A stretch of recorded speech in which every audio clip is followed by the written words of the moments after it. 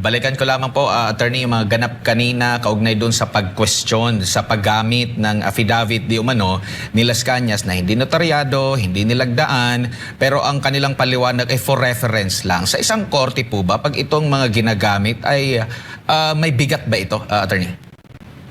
Actually, nagtataka nga ako doon sa prosecution because normally that cannot be used as that's to call it the words of the court, a mere scrap of paper. Kasi dapat, kung affidavit, it has to be signed and it has to be notarized. And pangatlo, dapat yung tao mismo na naggawa ng affidavit ang ipresenta. But according to them, it's not even it's just a photocopy. There's no wet signature doon sa pinakita nila na document. And in fact, later, they were able to find out it was unsigned. Bawal ho yan sa korte. That cannot be used. And yung sinabi ni Attorney Matibag, ni Director Matibag, na they're just using it as reference, you cannot use that as reference unless there is another thing that would support that. And he has not shown any proof at all or any support at all, or any evidence at all to support what he is saying. Puro, they have investigated, but as to the proof, wala ho akong nakita. Walang sinabi si Matibag. It's all words. Opo, gaano din kabigat yung kanyang testimonya na ay aminado naman siya na nagpapatuloy pa rin yung case build-up. Parang doon lang siya sigurado na 100% na may hinire daw ang pangalawang Pangulo. If there is a case build-up, wow, ang tagal na, no? That was last year pa. I think that was before his term. And until now, it's still continuing. So I am thinking that perhaps it is not just a case build-up, but they are actively going on as the defense has been saying, fishing expedition. So, mahirap po. I really cannot see the point of why Director Matibag was called as a witness. Opo, at kahapon ata no na napag-usapan din yung kanyang case no nung nag-viral din sa social media yung kanyang pag-uusap with Mel Sabio at parang inihahambing kung ito ba'y may kaugnayan din or kumbaga comparison doon sa ginawa ng pangalawang Pangulo, attorney, at nabanggit nga ng depensa na tanong kung ito ba'y meron ding epekto sa emotional outburst ng witness, aminado naman siya dito. Ano pong masasabi niyo po dito sa paghahambing nung kanyang ginawa dito naman po sa sinasabing alegasyon nilang threat sa ginawa po ng pangalawang Pangulo? Actually, I was not able to watch his cross-examination yesterday, but with respect to the context, ito talaga ang sa akin. They keep on trying to put what the Vice President said in a situation saying na may threat sa president, but they did not look at the context. And again, context is very important. In fact, sinabi nga ni Director Matibag during his cross-examination this afternoon na dapat titignan yung konteksto. So, if I am going to throw that back, dapat kung tignan ang konteksto ng sinabi ng Vice President is because she was furious at what Congress was doing to her Chief of Staff, namely, pinatayan ng kuryente, tapos ililipat pa siya sa Women's Correctional, which should not have been done because Attorney Lopez was never convicted of a crime. And yung ililipat sa kanya, for those who are convicted of a crime na mas mahaba sa 6 years. So I think even if somebody was doing that to me, I would also be very mad. But again, like I said, I feel that was really taken out of context and then being highlighted and used as a ground against the president, a vice president. I'm Opo. sorry. Napag-usapan yung konteksto, nabanggit mo nga na parang putol lang yung yung kanila pinapakita. Pag dito sa prosekusyon, yung lang pagbabanggit na meron ng kinausap na tao na yun nga, yung sinasabi nilang banta. Kanina pinakita din po yung ng depensa, yung bago pa yung mismong pahayag ng pangalawang Pangulo patungkol doon sa gusto niyang pugutan ng ulo ang presidente, which is yun nga yung may kaugnayan ito doon sa PMA graduation po, attorney. Dito po sa mga paglalatag ng ganito, gaano kabigat na maipakita ba ang kabuang video or yung teksto nito, pero mahalaga ba ito doon sa mga senator, judges? Alam niyo naman, may bahid din na politika talaga itong impeachment trial po, attorney. Paano kaya timbangin ito sa tingin niyo po ba mas maigi na mapanood talaga yung mga videos na pinag-uusapan na ginagawa nilang basehan para laban dito sa pangalawang Pangulo, Attorney? Well, para sa mga nanonood ngayon, actually, it would be better if you look at the entire context. Bakit niya nasabi? Di ba dito sa video na sinabi ni Vice President na gusto niya pugutan ng ulo, it's because the President was clueless regarding the request of the PMA graduate na asking for his watch. So, of course, if you are the President, it was assumed that you would have been at least briefed regarding the reason for asking your watch, right? Pero the President did not even say anything except pinahiya pa yung bata. And normally, if you're in a position of power, as much as possible, if you're in a position of power, it would show the kind of character that you have if you are gracious. But in this instance, napahiya pa nga yung bata. So, kung napahiya nga itong bata nga na to, who is so much below him, and who is in fact under him, he could have been gracious about it. No, I'm sorry, I do not want, I cannot give it to you. Or maybe he could have asked, ano yung konteksto? So, nung nagalit yung Vice President na, ano man ito, clueless yata itong President.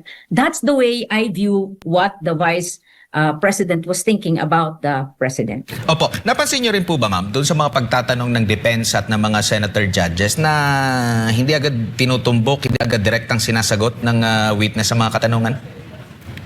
Oo nga. Normally kasi when you are on cross-examination, you are only asked to answer yes or no, but I think the defense here was very kind and lenient, asking him just to, giving him the opportunity to explain.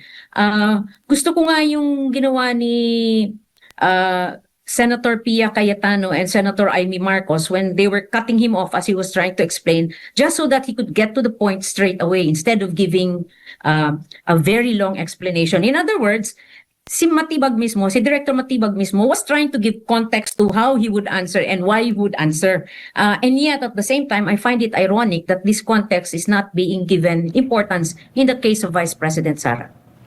Thank you, Attorney Daina Hana po. Attorney, regarding naman po dun sa basis ng NBI, assessment threat nila, and isa dun sa sinasabi nilang factors kaya kinonsider nila, o para sa kanila, that there is a betrayal of public trust sa mga utterances ng Vice President na grave threat na, no? And seditious for them, yung pattern of violence. And isa doon, maliban pa doon sa the incident ng suntukan with the sheriff, itong affidavit na ginamit, no? Yung affidavit ni Las Cañas. Now, ang question po, tama po ba na pwedeng gawing basis sa korte, yung affidavit na wala naman doon yung may-ari ng affidavit, na hindi naman na-verify mismo sa kanya. And Matibag explained na he cannot be found, hindi daw malocate kung nasaan si Las Cañas.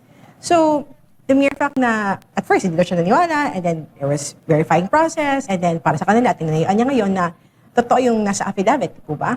So, what is your assessment po with that affidavit na ginamit as part ng testimony ng witness na hindi naman niya testimony, affidavit ni Las Cañas yun, na inamin niya, hindi verified, and hindi pa na-authorize?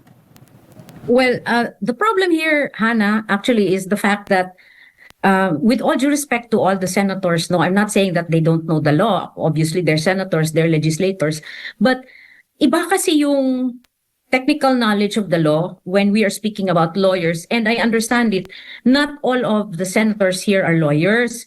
Only a few are lawyers here. Some have studied law, but did not continue practicing. And maybe even some of them did not practice even if they are lawyers. So, ang sa akin is, the appreciation of what Director Matibag said will depend on the level of legal knowledge of the individual senator. And that is where it could be, how do you call this? It could be interpreted differently by a non-lawyer as against by a lawyer. As a lawyer, I would definitely discard that evidence because that evidence, hindi ko nakita yung tao. I did not even talk to the person. I only saw a piece of paper with words. Wala pang signature, wala pang notaryo. And so ako, I will disregard that. I will disregard that.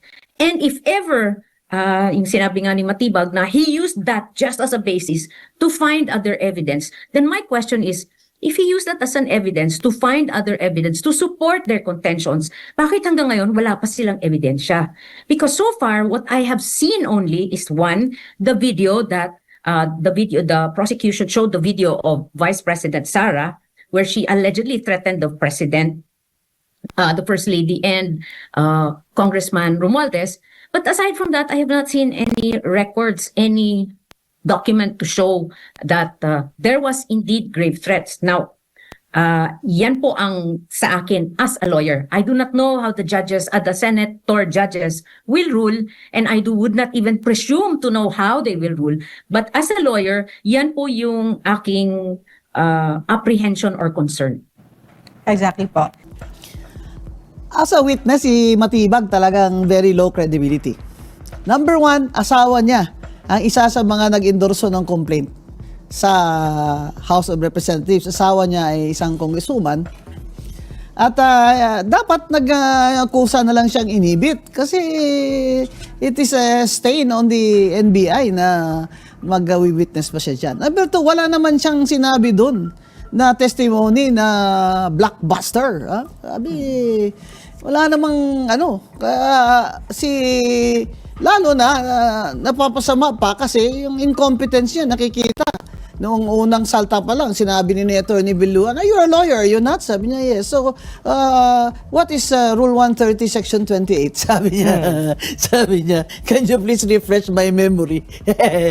Director Matibag, NBI Director ka, grabe ka naman. Memorize mo na yung Rules of Evidence, grabe ka. Pag ang asawa mo ay pinatawag sa kaso na ikaw ang akusado, hindi siya pwedeng magtestigo laban sa iyo. Yan ang rules of evidence dyan sa 130 section 22, except kung ihabla ka niya ng example annulment o legal separation. Yan po naman napaka-importanting rule ng evidence, hindi mo alam. Alam mo, ito si Matibag, ang tapang-tapang eh. Pero dapat ang tapang, may talino, Ricky. May talino. Kasi NBI Director, magkano ba sweldo dyan? Ha? Malaki sweldo dyan. Sabihin niya, itong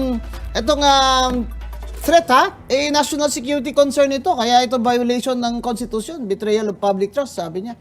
Pero sinabi niya rin na yung pagplano mo na may ipapatay ka, that by itself is not a crime, sabi niya. Hindi mo naman kinaklaro talaga, Attorney Matibag Pero klarong-klaro sa nakikinig na tinanong siya na may alam ka ba na hinire na assassin? Sabi niya, wala pa kami natutukoy kasi iniimbestigahan pa namin. Tapos, sinabi niya, may person of interest siya, na makakapagsabi sa kanya. Pero hanggang ngayon, wala rin siyang sinasabi sa Senate Court na sino yung source niya. Kahit ibulong niya na lang kay Senator Escudero para malaman naman kung talagang nagsasabi siya ng totoo. Ako, ito nga, nabanggit niyo po national security, dahil ayun din po yung kanyang isa sa mga nabanggit kahapon nung siya itindig. Attorney, pagkakaalam niyo po ba, sino po ba ang may karapatan na magpahayag na may national security? Is it in the mandate of the NBI? Isa po bang korte? O wala po ba tayong national security Meron kasi council? National Security Council. Opo. Saka may mga batas. Isang Opo. si NBI Matibag, sinasite niya lang yan in matter of national security, ang threat sa presidente. Pero hindi niya sinasabi kung bakit matter of national security. Kasi usually, if you say national security, you're referring to a foreign country. Di ba? So, yung threat niya, sinasabi niya, call to violation ng Constitution without saying kung saan sa Constitution ang specific na act na itatahi niya doon sa grave threat. Yun nga ang kulang dyan sa prosecution Yung storytelling alay nyo, kulang. Hindi nakokonek yung grave threat sa buhay ni BBM at ni First Lady doon sa culpable violation of the Constitution at betrayal of public trust. Ay, ang sinasite naman ni na betrayal of public trust dahil daw VP Sara took an oath to enforce the law, implement the law. Ang layo naman yan, Ang layo naman yan, sir. Yun bang, kumbaga, non sequitur. It doesn't follow. So, the witness has a very low credibility. Sinayang mo kasi director ka ng NBI, dapat credible ka. Sa tingin niyo po ba, mas nakatulong pa siya? Sabi ko nga kasi, kung sino man ang titindig dyan na testigo mula po sa prosecution, talagang umaasa sila syempre na makakatulong sa kaso nila. But given po your analysis of his statements yesterday and his performance, ma'am, sa tingin niyo po ba nakatulong pa siya sa depensa? Paglagay ko, nakatulong pa siya sa depensa dahil low ang credibility niya eh. Tsaka nabaon na siya dun sa betrayal of public trust, Tsaka yung mga, ano ba yung statement ni, gusto nila ilabas yung state ni Luistro, i-mark sa testimony ni Matibag, yung statement ni Las Canas na nag-hire daw si VP ng assassin. Hindi naman affidavit yun dahil wala namang notarization, hindi naman na-subscribe sa fiscal. Etong si Congresswoman Luistro, pinipilit niya yun. Alam naman niya na hindi pwede yan. That is not only irrelevant, it's really hearsay. Kasi hindi naman yun personal knowledge si Matibag. Dapat i-present nyo din si Las Canas kung gusto nyo. Pero mag-affidavit muna siya. Congresswoman Luistro used to be a fiscal, you know. But see, her bright mind as a fiscal is not showing in this case. Sayang, 8th day na ito. Pang ilang araw na ba ito? Pang-siyam na ngayon. Wala naman silang napoprove. Ang tanong doon na sinagot din ng dati ng NBI agent, Opo. kayo ba ay may alam na kung sino ang assassin na hinayan ni BP Sara? Sabi naman nung attorney Lotok, wala po kaming alam. Even Matibag said, we have a person of interest, but he is not the assassin. As of now, wala pa kaming assassin. Baka naman 3 days from now, meron na siya.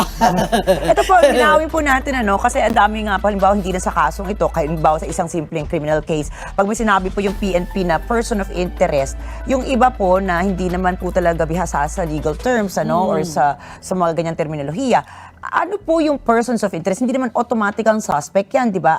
Baka po pwede pong pakipaliwanagan Pero sa po. karamihan, ang pagkaintindi sa person of interest ay suspect. Ngayon, ang reference niya dito sa person of interest ay source of information niya. Sabi niya, we already have persons of interest na makakapagsabi sa amin kung sino yan. Di ba? So, hindi pa siya ready ngayon. Baka after a few days, nasabi niya dahil nag-iimbestiga sila, makukuha na nila kung sino talaga ang assassin. Pambira naman kayo Nagpa-file kayo ng grave threat as a culpable violation of the Constitution. Tapos, hindi nyo naman ma-connect doon sa violation ng Constitution. Hindi nyo naman, sinasabi nyo naman na wala naman palang assassin na hinair. Kumbaga ay bugso ng damdamin lang yun sa galit. Di ba? Sa galit ni BP Sara, ako pinapatay nila. Ipapatay ko rin sila. Again, it's some senators are saying, ma'am, na it's conditional. Yes, and also bugso ng damdamin is a defense in grave threat. That's already in Israel versus people. I think Matibag also knows that because I saw something where he said na bugso ng damdamin is not grave threat. Noon pa yun, nung hindi niya alam kung kanino ba talaga siya papanig. Pero ngayon, halata na si NBI Director Matibag ay hindi naman talaga independent na witness. Pumapanig talaga siya sa prosecution. Kasi, remember na ginagamit niya nga ang posisyon niya sa pag-intimidate ng Senator Judge Alan Peter Cayetano di ba? Itong si NBI Director Matibag ay hindi natin matatawag na independent witness. Yun ang kahinaan ng prosecution. Kasi kung